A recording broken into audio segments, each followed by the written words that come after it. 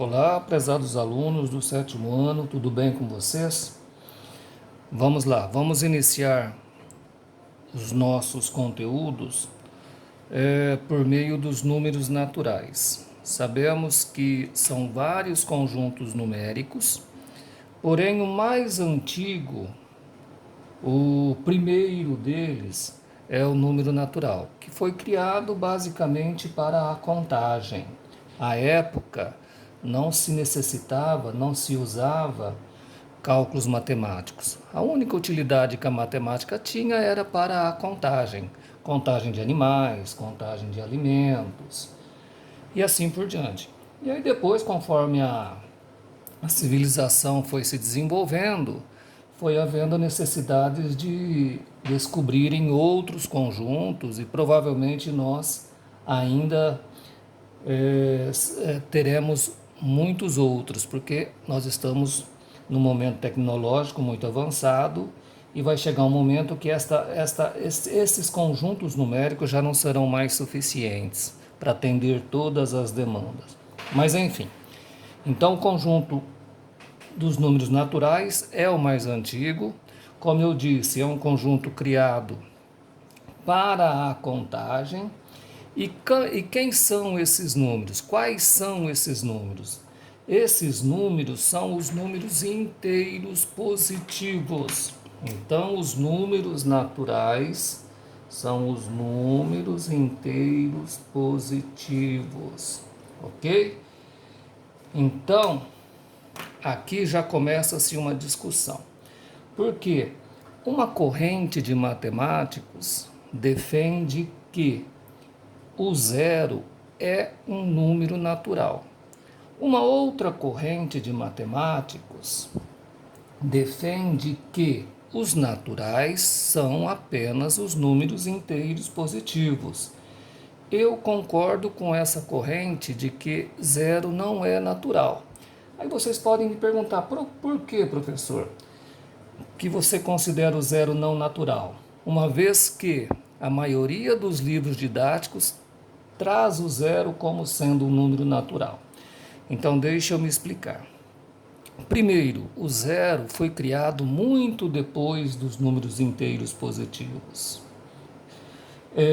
Uma segunda situação, quando a gente considera o 1, o primeiro natural, é muito mais fácil nós demonstrarmos e nós provarmos algumas teorias matemáticas.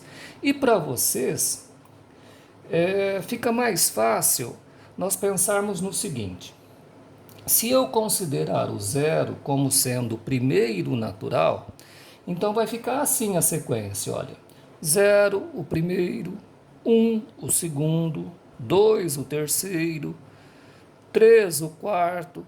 Observam que soa um tanto quanto estranho?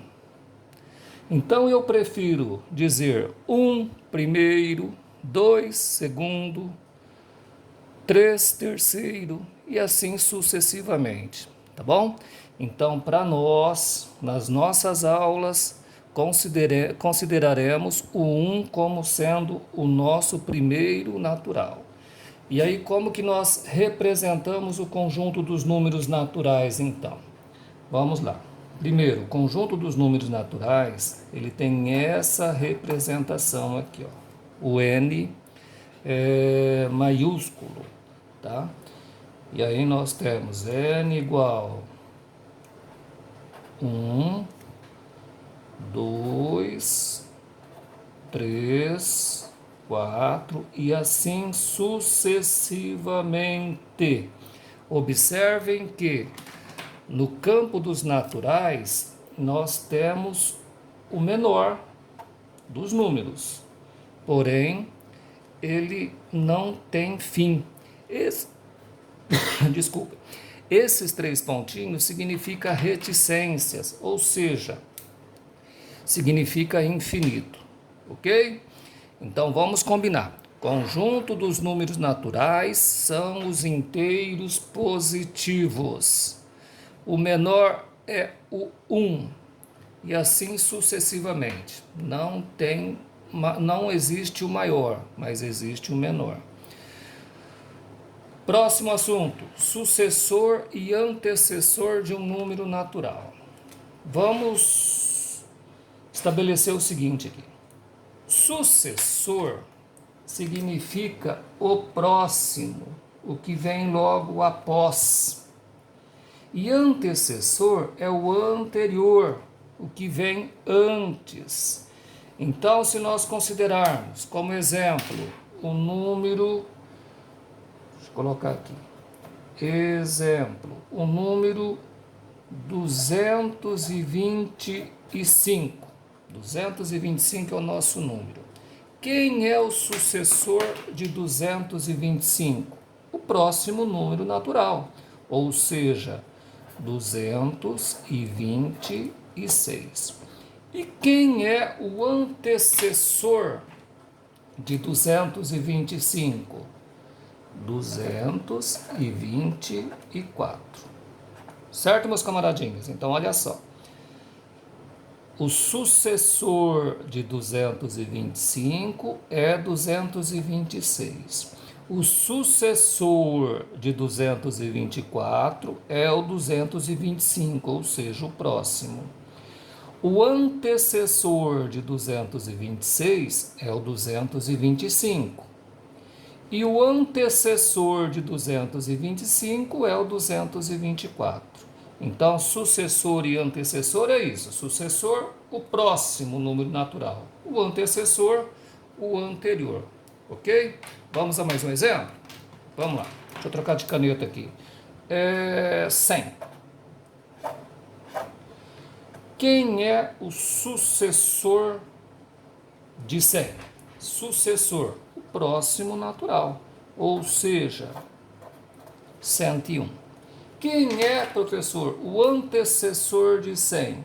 O natural anterior, ou seja, 99. Aliás, o 99 é o maior número com 2 algarismos. Tudo bem? Tranquilo até aí? Beleza. Continuando então. Comparação de dois números naturais. E aí, para nós compararmos, nós utilizamos esses símbolos aqui, ó, maior ou menor. Então, quando eu comparo dois números naturais, eu verifico quem é maior e quem é menor. Vamos lá? Vamos a alguns exemplos aí. Primeiro, vou comparar 25 e 27. Ora, quem é maior? O 27.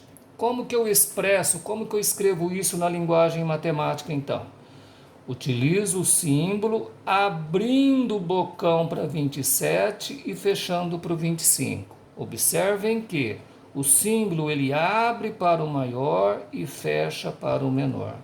Ok? Como que eu leio isso daqui? 25 é menor do que 27. Deixa eu inverter aqui. Mais um exemplo. 34 e 12. Muito bem. Quem é maior? O 34, não é?